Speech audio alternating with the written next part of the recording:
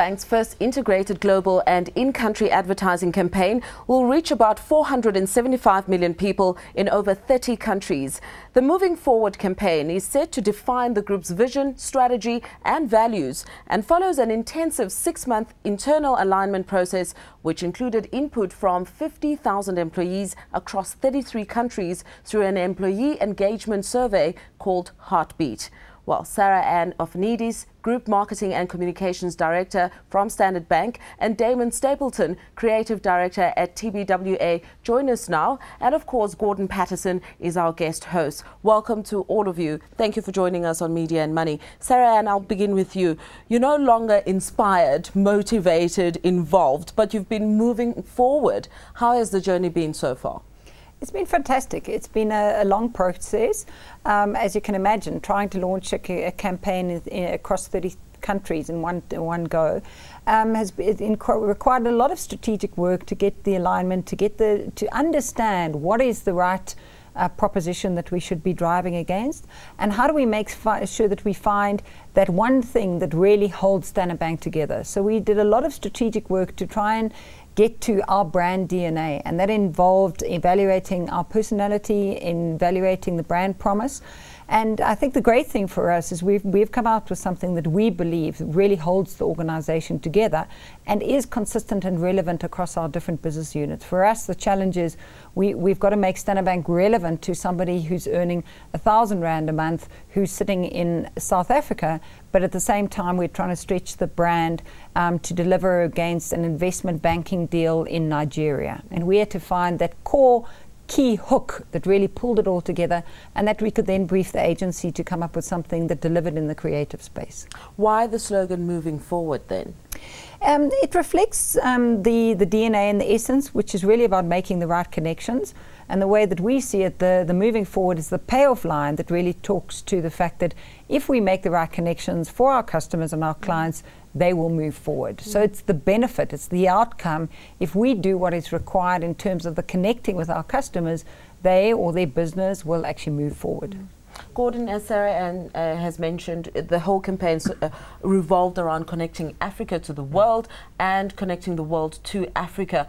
How would you say this campaign epitomizes that? Well, obviously I'm not a creative person, but from a media perspective, I certainly find the campaign very fresh, very empowering. The sort of techniques that are being used are the sort of techniques that people can identify with, the language.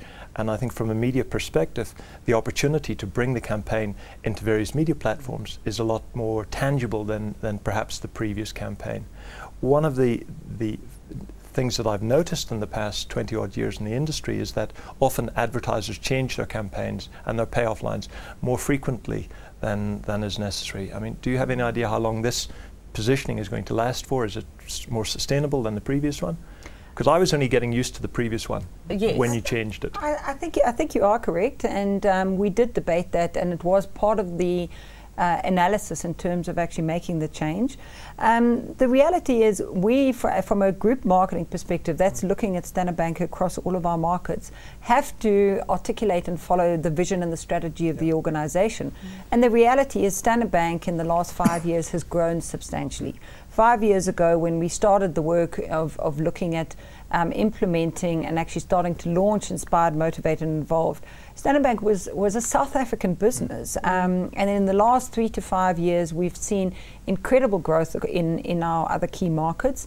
There've been some big acquisitions in Nigeria, the deal that we've done where have got a 30% share with Troika, the agreement where we bought a substantial bank in Argentina, and the deal that we did where ICBC became a 20% shareholder in Standard Bank. It fundamentally shifted our business, and I think if our business was just growing incrementally, it probably wouldn't have been the right time to move. But given the substantial growth in the business and the fact that the business revenue generated from outside of South Africa is increasing substantially, and that the focus of our business has shifted to from Africa as opposed to only from South Africa, we really were developing our marketing campaigns to deliver on the business strategy. So the key drivers were really the redefinition of our vision and our strategy for Standard Bank. That was the real catalyst. I'd like to get the Damon in, the creative perspective. Take us through the implementation strategy across Africa. I mean, we know Standard Bank has a presence in 33 countries. Yeah, I think the thing that's different about this, I mean, because it incorporated about 200 individual pieces of work. So you can imagine what a big campaign that is. And I think the tendency with this kind of size campaign is you tend to go, well, we'll create a template and everyone will just slot things in, which is kind of how global campaigns tend to work. Sort of the New York office creates something and gives it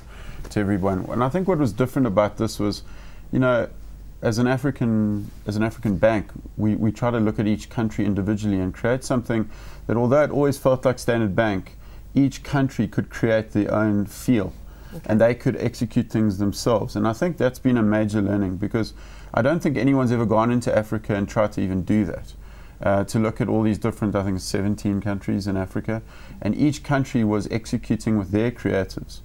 And I think that's what makes it, that was one of the most rewarding things for me, is not to just do something in South Africa, but to actually get each country to execute their work. And I think that's what made it fresh, and that's what made it different. It's a very different campaign in that sense because of the scale.